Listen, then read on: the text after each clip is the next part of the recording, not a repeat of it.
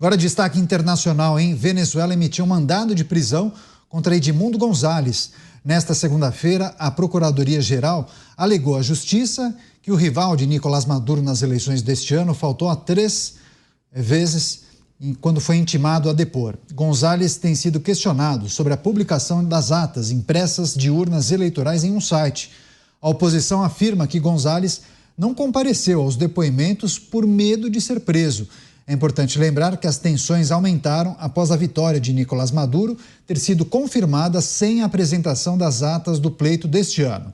ONGs têm denunciado as prisões e sequestros de milhares de opositores desde então. Inclusive, trouxemos na semana passada detenção, inclusive, de crianças e adolescentes. Você, Roberto Mota, Venezuela emitindo ordem de prisão contra Edmundo González. Enfim, era algo que muitos já apostavam e certamente não surpreende a comunidade internacional, né, Mota? Espelho, espelho meu. Que democracia é mais democrata do que eu? O Ministério Público da Venezuela pediu que a Justiça emita um mandado de prisão contra Edmundo González, candidato da oposição nas eleições presidenciais. Eu pergunto a você, espectador, a você, caro ouvinte, se a Justiça venezuelana emitir um mandado de prisão, vocês acham que González deveria ser preso? Nos últimos dias, nós ouvimos muito uma frase: decisão judicial não se discute, decisão judicial se cumpre. Ouvi várias vezes. Agora, prestem atenção a essa declaração aqui. O que aconteceria se citam a pessoa e ela não vai na primeira vez? O que acontece se ela não vai na segunda? E na terceira? O juiz está obrigado a aplicar a lei. Um cidadão que respeite a democracia, a república, a Constituição e as leis jamais pode se recusar a uma convocação judicial. Eu queria que vocês adivinhassem que autoridade deu essa declaração belíssima. Eu vou deixar vocês pensarem alguns segundos. Eu imagino os nomes que estão passando pela cabeça de vocês e eu vou dizer: essa é uma declaração do ditador da Venezuela, Nicolás Maduro. Você, Cristiano Beraldo, Ministério Público da Venezuela, pedindo à Justiça a prisão de Edmundo González, o opositor, que alega ter vencido o pleito eleitoral, divulgou as atas eleitorais que reforçariam a vitória dele, e ele foi chamado pela autoridade eleitoral por 3 ocasiões. Ele optou em não comparecer. Lógico que tinha receio de ser detido. Agora, muito provavelmente, será emitida a ordem de prisão contra ele, Beraldo.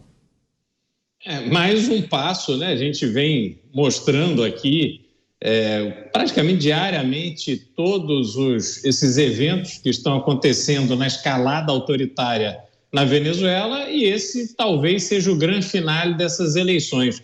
O opositor que venceu as eleições sendo preso, ou pelo menos tendo uma ordem de prisão expedida contra ele pelo regime do ditador Nicolás Maduro.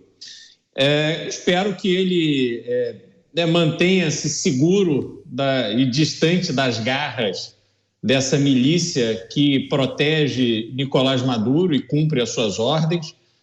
Não acho que essa ordem surpreende ninguém e mostra que a situação na Venezuela é uma situação sem esperança de ser corrigida pelas vias legais e democráticas, né? De novo, cada momento em que eu vejo esse tipo de iniciativa, fica mais consolidado na minha cabeça o entendimento de que apenas uma intervenção estrangeira, militar, na Venezuela será capaz de deter esse tirano, ditador sanguinário procurado por tráfico internacional de drogas, que é Nicolás Maduro. Agora, Dávila, é preciso também levar em consideração que todos esses organismos da Venezuela são contaminados, né? São comandados por Nicolás Maduro e atendem aos desejos e anseios do ser supremo da Venezuela, né, Dávila? É isso mesmo, não existe justiça numa ditadura. E aí a minha indignação é a mesma do Beraldo. É inacreditável que não tenha ainda uma intervenção da comunidade internacional militar na Venezuela. O que os Estados Unidos faz hoje, que tem uma ordem de prisão do Edmundo González? Confisca o jatinho do Maduro. É uma vergonha. É uma vergonha. Essa é a reação que você faz. O sujeito que ganha eleição, a atitude do governo é confiscar o jatinho do Maduro. É brincadeira. A comunidade internacional está rifando a Venezuela. E eu já disse, ela será culpada não só pela prisão, mas pelo eventual assassinato de Edmundo González e de Maria Corina Machado. Essas mãos ensanguentadas vão ser debitadas na omissão da comunidade internacional perante a um tirano que está cantando a bola a cada momento o que ele vai fazer e que barbaridade vai cometer. Essa é uma reflexão importante que a gente precisa fazer com o nosso público, né, Mota? Quais são os receios da comunidade internacional, especialmente dos países mais próximos aqui da Venezuela, Brasil e Estados Unidos, os maiores das Américas? Por qual razão a gente não pôde observar medidas um pouco mais firmes e decisivas? No Brasil, talvez a gente até compreenda por conta de um alinhamento ideológico histórico da atual administração com o Nicolás Maduro. Mas dos Estados Unidos é de se questionar, né? Eu acho que toda liderança política ocidental hoje deixa muito a desejar, Canhato. Eu não consigo pensar assim, eu vou ter que pensar muito tempo para te dar o nome de um estadista no Ocidente hoje que seja exemplo de enfrentamento de todas essas questões.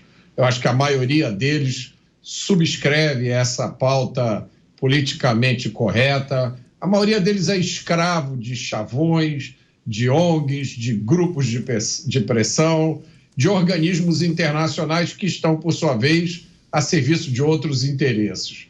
Então, eu acho que passa muito por aí.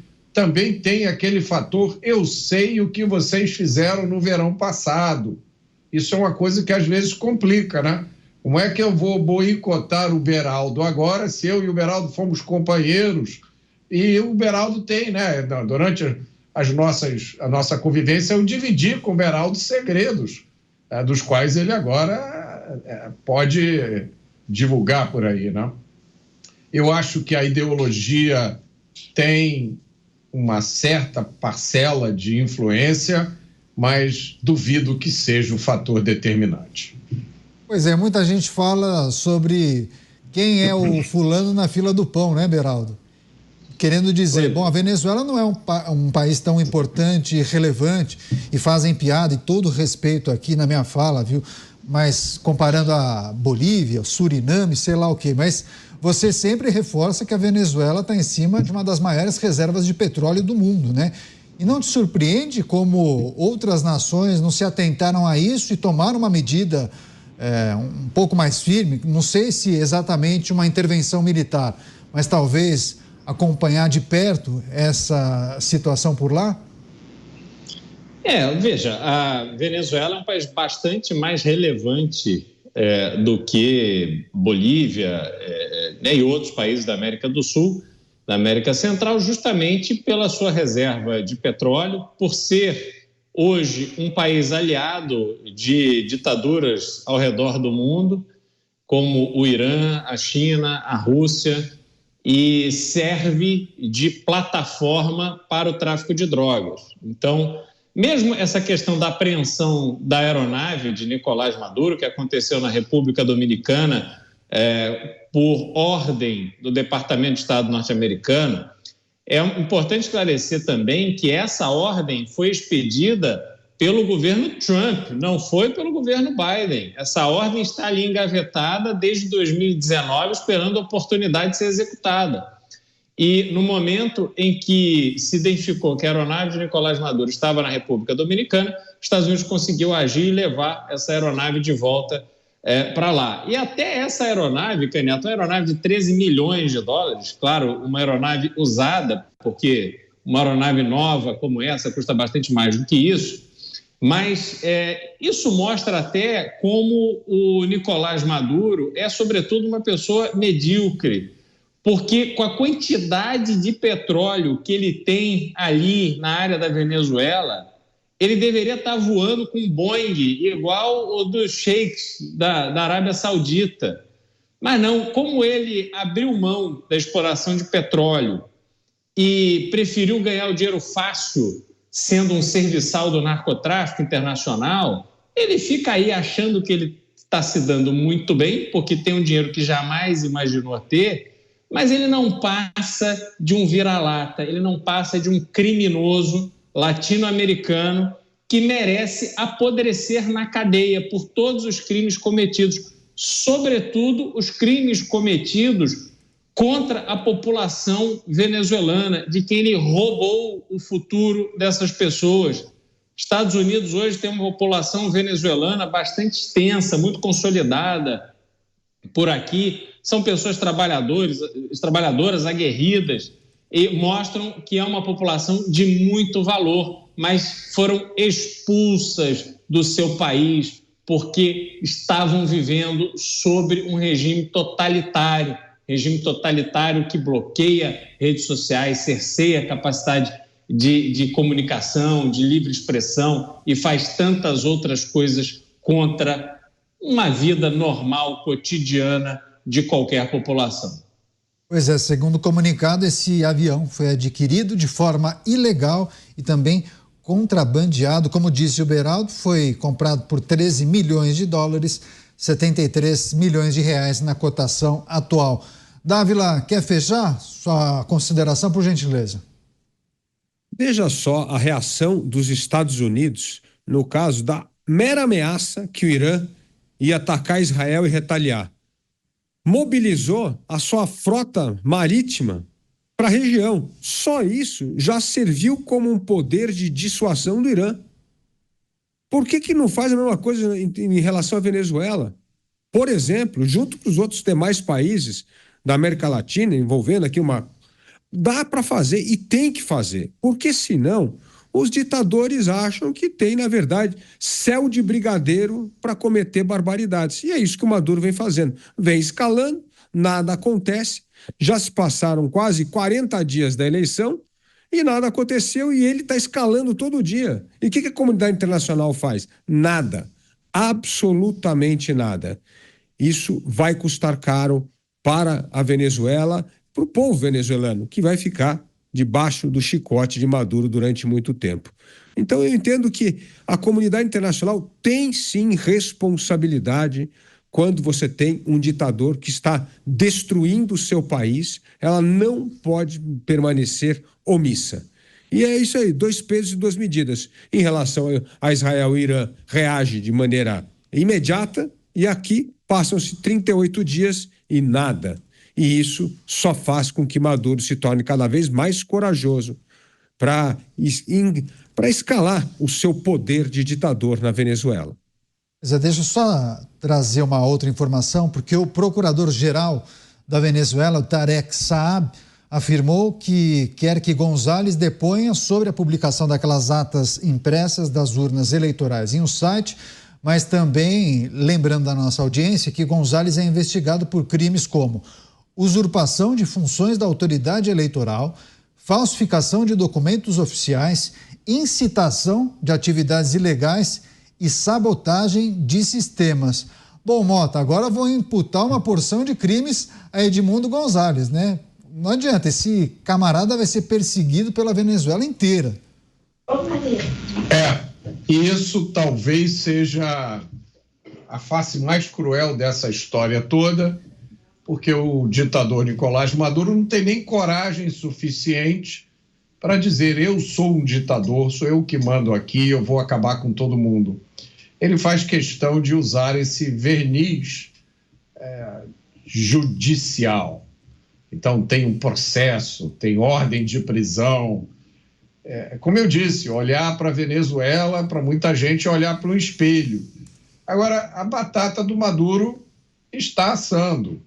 Eu achei curioso o timing dessa apreensão do avião de Maduro. Muita inação até agora dos Estados Unidos.